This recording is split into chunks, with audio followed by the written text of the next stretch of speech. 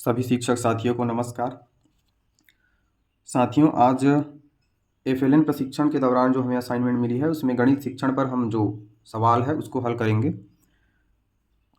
देखिए, सबसे पहले दिया है गणित शिक्षण, ठीक है। तो उसमें हमको, अगर हम असाइनमेंट पीडीएफ में जाएं तो हमको प्रश्न क्या मिला है, 3-4 प्रश्न मिला है, टास्क 1 और टास्क 2। तो हम टास्क 1 से एक सवाल उठाते हैं और टास्क 2 से एक सवाल उठाते हैं। हमको कुल 2 प्रश्न हल करने हैं, ठीक है। तो यहाँ पर मैंने जो टास्क 1 से एक सवाल बनाया है उसको आप लोगों के साथ साझा कर रहा हूँ। आइए देखते हैं कि पहला प्रश्न क्या है। आपके अनुसार बुनियादी गणित में निपुणता का क्या अर्थ है?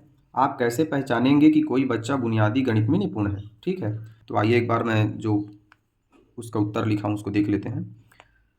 बुनियादी गणित से आशय दैनिक जीवन में प्रयोग हो रही गणितीय जानकारियों एवं परिस्थितियों को समझने तथा उससे निपटने की क्षमता, बातचीत के दौरान गणितीय कौशलों के उपयोग करने की क्षमता से है। अर्थात बुनियादी गणित का मुख्य उद्देश्य बच्चों को उनके दैनिक जीवन की गणितीय समस्याओं का सामना करने के लिए सशक्त बनाना है, ठीक है।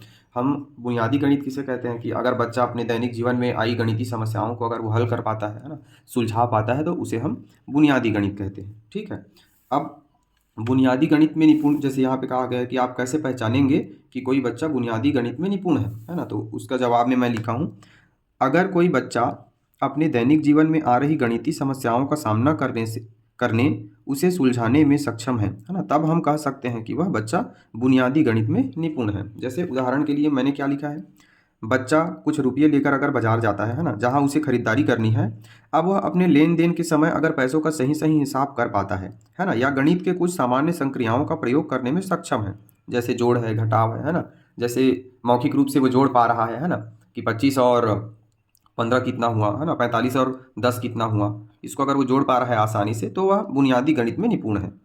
अगर वह संख्या पूर्व अवधारणा जैसे वर्गीकरण, अनुक्रम, गणितीय शब्दावली, छोटा बड़ा, हल्का भारी, अंदर बाहर, ऊपर नीचे, दूर पास आदि समझने लगा है ना।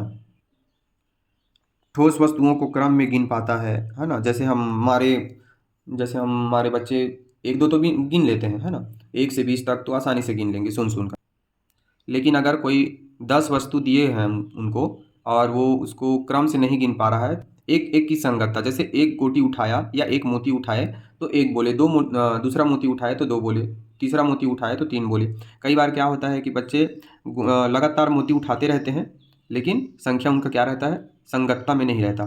तो उसी के बारे में कहा जा रहा है कि ठोस वस्तुओं को क्रम में गिन पाता है, संख्याओं को तोड़ना, जैसे 10 को वो किस किस रूप में देख सकता है, तो 6 और 4 10 होता है, 7 3 10 होता है, 5 5 10 होता है, 8 और 2 10 होता है ना, आदि। तथा जोड़ना, जैसे 5 5 10 होता है ना, 2 और 8 10 होता है, 9 और 1 10 होता है, इत्यादि में सक्षम हो जाए। अपने दैनिक जीवन में व्यवहारिक सवाल हल कर सकता है, जैसे किसी के यहाँ 4 मजदूर काम कर रहे हैं, जिसमें प्रत्येक मजदूर की मजदूरी को ऐसे ही मौखिक रूप से अगर हल करने में समर्थ हो सके, या किन्हीं संक्रियाओं के द्वारा उनका यह मजदूरी निकालने में सक्षम हो, ठीक है। इस प्रकार हम कह सकते हैं कि अगर बच्चा अपने दैनिक जीवन की गणितीय समस्याओं को हल करने में सक्षम हो जाए तब वह गणित में निपुण है ना।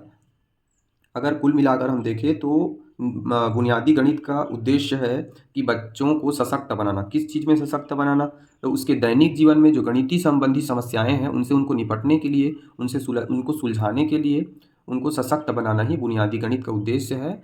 अगर बच्चा इस समस्या से निपट लेता है, उस समस्या को सुलझा लेता है, तो हम कह सकते हैं कि वो बुनियादी गणित में निपुण है, ठीक है। हमारे बीच एक ईएलपीएस की रणनीति आती है जो बहुत प्रभावकारी है। तो ईएलपीएस, बुनियादी गणित की समझ विकसित करने हेतु ईएलपीएस एक प्रभावशाली रणनीति है ना। हम जानते हैं कि एक्सपीरियंस, लैंग्वेज, पिक्चर, सिंबल, ठीक है। पहले ठोस वस्तुओं से, यहाँ पे देखिए लिखा है, जहाँ बच्चों को ठोस अनुभवों एवं सरल भाषा का प्रयोग करते हुए चित्रों के बाद संकेतों की ओर ले जाया जाता है, जो बच्चों की गणितीय अवधारणाओं को मजबूती प्रदान करने में सहायक होती है, ठीक है। ईएलपीएस पर कैसे काम करना है इसके संदर्भ में मैंने वीडियो बनाई है।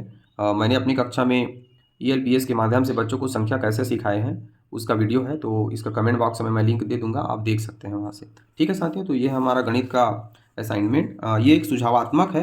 आप अपने कक्षा में किस प्रकार करते हैं उसको आप लिखेंगे। तो मैं आप लोगों के सामने सिर्फ एक डेमो के रूप में प्रस्तुत किया हूँ। ठीक है साथियों, धन्यवाद।